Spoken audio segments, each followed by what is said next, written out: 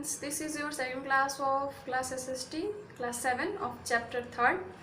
पिछले क्लास में हमने कुतुबुद्दीन ऐबक, इल्तुतमिश, रजिया सुल्तान, गियासुद्दीन बलबन इन सब के बारे में पढ़ा था, नरसुद्दीन बलबन। अब हम खिलजी डायनेस्टी के बारे में पढ़ेंगे। पिछला डायनेस्टी हमारा स्लेव डायनेस्टी था। Now the topic is Khilji dynasty. Balban's successor could not consolidate such a vast empire and the Sultanate passed into the hands of Khaljis in 1290. Balban का जो सक्सेसर था वो इस शासनकाल को ज़्यादा समय तक संभाल नहीं पाया, इस पूरे साम्राज्य को, और ये पूरा सल्तनत जो है वो खिलजियों के हाथ में चला गया 1290. जलालुद्दीन खिलजी 1290 से 1296 तक was the first ruler of this dynasty. वो इस डायनेस्टी का सबसे पहला रूलर था. इसने अपने भतीजे अलाउद्दीन को एक मिशन पे भेजा. वो मिशन था डेक्कन में देवनागरी जो है उससे लड़ाई करने का, देवगिरी से. He came out victorious there. वो वहाँ विजयी हुआ. When he returned to Delhi with fabulous riches, Jalaluddin came forward to greet him. जब वो लौट रहा था दिल्ली अपनी विजय होकर, तो जलालुद्दीन खुद जाकर उसे बधाई देने जा रहा था. लेकिन but was treacherously stabbed by his ambitious nephew Alauddin. लेकिन अलाउद्दीन ने क्या किया, उसे धोखे से चाकू घोंपकर मार दिया. Alauddin Khilji 1296 to 1360 was an excellent general and an able administrator. Alauddin Khilji जो है वो 1296 से 1316 तक था. वो भी एक अच्छा जनरल भी था और एडमिनिस्ट्रेटर भी था. ही अनेक्स्ड गुजरात एंड मलवा इन 1297. उसने गुजरात और मलवा पे भी जीत हासिल की 1297 में. रणथंभौर इन 1301 एंड फोर्थ ऑफ चित्तौड़ इन मेवाड़ इन 1303. 1301 में रणथंभौर में और 1303 में चित्तौड़, जो कहाँ है, मेवाड़ में. It was during his attack in the fort of Chittor that the Rajput women performed zuhar. जब उसने चित्तौड़ में अटैक किया था तो वहाँ पे जो राजपूत महिलाएं थी वो जुहार कर रही थी. They like to get perished in flames rather than to submit to the enemy. वो अपने आप को जिंदा जलाने में ज़्यादा विश्वास रखती थी किसी की गुलामी को स्वीकार करने से ज़्यादा. तो Khilji administration. Slaves called bandagan in Persian. Slaves को पर्शियंस लोग बंदगन भी कहते हैं, बंदगन. Continued to appointed on administration post during the Khalji and the Tughlaqs. Khalji और तुगलक्स के भी समय में स्लेव्स होते थे. This dependence of the sultans of Delhi on bandagans and nobles of humble birth might have introduced an element of political instability. पूरी दिल्ली सल्तनत जो थी वो अपने बंदगन्स पे डिपेंड होती थी, जिसके कारण एक नया जो है वो राजनीति निकल रहा था. उनके बीच एक अच्छा राजनीतिक एस्टैब्लिश नहीं था. They tended to remain loyal to their master and patrons and not to their successors. वही लोग जो थे वो अपने मास्टर्स के लिए लॉयल होते थे और अपने पैट्रॉन्स के लिए उनका सक्सेसर जो है वो सही नहीं होता था. अपने सक्सेसर से ज़्यादा वे लोग अपने पैट्रॉन्स या मास्टर पे ज़्यादा संरक्षण या मास्टर पे ज़्यादा विश्वास रखते थे. The new sultan had his one line of loyal people and nobility. Therefore the accession of a new sultan often saw conflicts between the old and the new nobility. इस वजह से उस समय के सुल्तान को जो है वो बहुत ही ज़्यादा फर्क देखने को मिलता था अपनी प्रजा में. Military commanders were also appointed as the governors of territories by the sultans. Sultans के governors के द्वारा उसके military commander appoint किए जाते थे. These lands are called इक्ता and their holder was called इक्तदार and मुक्ति. और जो उस lands को उस समय के जो लैंड्स थे उन्हें इक्ता कहा जाता था, और जो उस लैंड को ओन करते थे उनको इक्तदार या मुक्ति कहा जाता था. The duty of the muqti was to join military campaigns and maintain law and order. मुक्ति का काम था कि वो इस मिलिट्री को ज्वाइन करे और उसके लॉ और ऑर्डर को मेंटेन करे.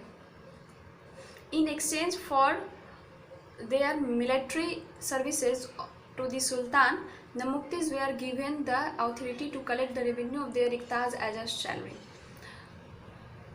मिलिट्री सर्विस को एक्सचेंज करने के लिए सुल्तान से वे लोग मुक्ति को ये अथॉरिटी देते थे कि वो इक्ताज से लैंड का रेवेन्यू कलेक्ट कर सके। They also paid their soldiers from this revenues, वो उसी से अपने सोल्जर्स को भी रेवेन्यू पेड करते थे, क्योंकि वो टैक्स जो है वो एक सैलरी के रूप में कलेक्ट करते थे और उसे ही अपनी मिलिट्री को देते थे। Alauddin Khalji and Muhammad Tughlaq also relied on the Iqta system of administration but ensured that offices of muftis was not hereditary and they were frequently transferred। Alauddin Khilji और मोहम्मद तुगलक को ये विश्वास इक्ता सिस्टम पे बहुत ज़्यादा विश्वास हो गया था, लेकिन वे लोग इसके लिए इंश्योर नहीं थे कि मुफ्ती जो है वो हमारे लिए बहुत सही है या उसे कहीं हम और ट्रांसफ़र करें, और भी बहुत सारी चीज़ें थी जो विश्वास नहीं कर रहे थे। The muftis were also asked to strictly maintain the required number of soldiers, लेकिन मुफ्ती उन्हें स्ट्रिक्टली कहती थी कि जितने भी सोल्जर्स की रिक्वायरमेंट है आप उससे पूरा मेंटेन करिए। This stop the muftis from building social and political connection and becoming powerful, जिस वजह से मुफ्ती जो है वो सोशल और पॉलिटिकल कनेक्शन नहीं बनाती थी और बहुत ज़्यादा पावरफुल होती जा रही थी। The latter sultan took utmost care that the mufti collected only the prescribed taxes, not more than that। धीरे धीरे सुल्तान ने ये ध्यान दिया कि मुफ्ती जो है वो प्रिस्क्राइब टैक्सेस ही कलेक्ट करती है, बाकी दूसरी चीज़ें वो नहीं लेती। For this they appointed accountants who inform the sultan about the amount of revenue collected by the mufti, इसलिए उन्होंने अकाउंटेंट्स रखना शुरू किया। सुल्तान जो थे वो लोग अकाउंटेंट रख रहे थे ताकि मुफ्ती क्या अमाउंट कलेक्ट करती है वो उन्हें सही जानकारी मिल सके। Alauddin also tried to introduce a uniform and systematic revenue collection system. Besides, he also tried to institute a highly centralized system of administration। Alauddin एक नए तरह का एक अच्छा रेवेन्यू कलेक्शन सिस्टम जो है वो इंट्रोड्यूस करना चाह रहा था। वो ये भी चाह रहा था कि जो उनका एडमिनिस्ट्रेशन है वो भी सेंट्रलाइज रहे, एकत्रित रहे। Under the early Delhi sultans Islamic land taxes, Delhi sultan के अंदर एक इस्लामिक लैंड टैक्सेस जो थे kharaj as such was not levied and instead a tribute was collected from the defeated rulers। ये खर्च जो है वो जो हारे हुए राजा होते थे उनसे कलेक्ट किया जाता था। Land taxes in earlier times had been fixed at 1/6 of the produce. Land taxes जो पहले ज़माने में था वो पूरे प्रोडक्शन का 1/6 था, बट अलाउद्दीन खिलजी ने खर्च को पूरे 50% कर दिया था, किसके? पूरे प्रोडक्शन के, और इंट्रोड्यूस डायरेक्ट कलेक्शन, और इसे डायरेक्ट कलेक्ट किया जाता था। ही also impose taxes on cattle and houses, उसने कैटल्स पे जो लोग पालतू जानवर पालते थे या उनके जो घर होते थे उन पर भी टैक्स लगाना शुरू कर दिया। Jayuddin Barni, a contemporary chronicle, informs us that revenue collectors were ordered to demand the revenue with such as rigor that the peasants were forced to sell their standing crops to meet the tax demands।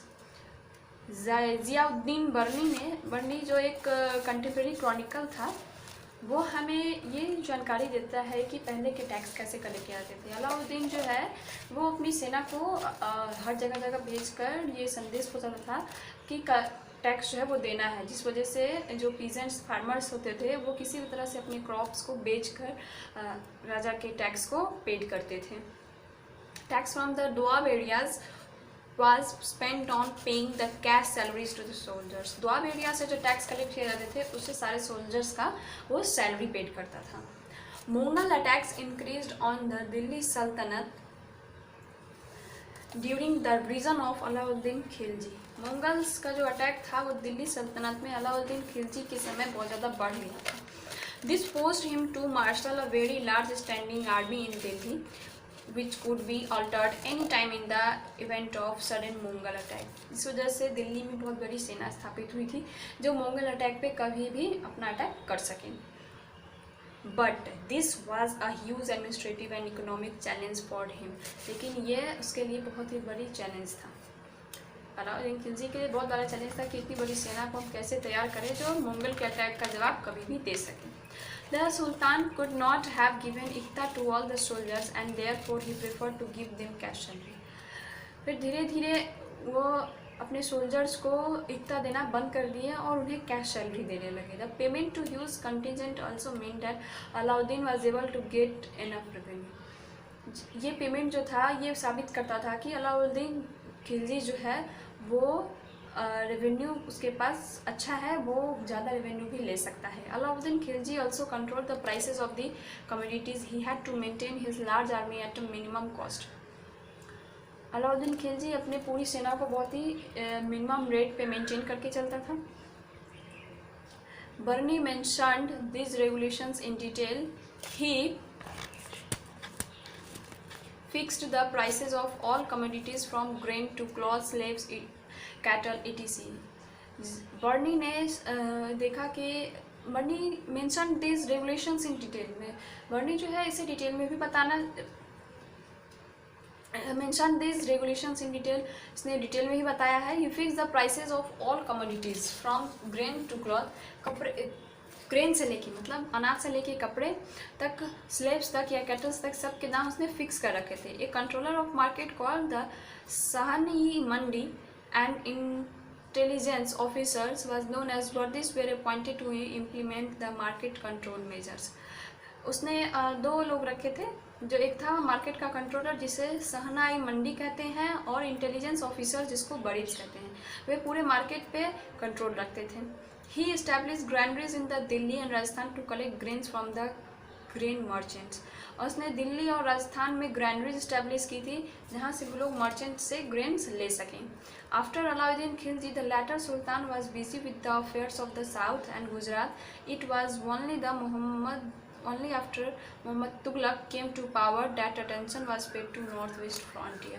Alauddin Khilji के बाद सुल्तान जो है वो गुजरात का और south के साथ अपना रिलेशन बढ़ाने में ज़्यादा समय दे रहे थे, बिजी थे उस वक्त। उस समय मोहम्मद तुगलक ही एक ऐसा राजा था जिसने नॉर्थ वेस्ट फ्रंटियर को ना योगदान दिया। तो आज के लिए आपका क्लास यहीं ख़त्म होता है। कोई क्वेश्चन हो तो आप कमेंट बॉक्स में पूछ सकते हैं। Thank you.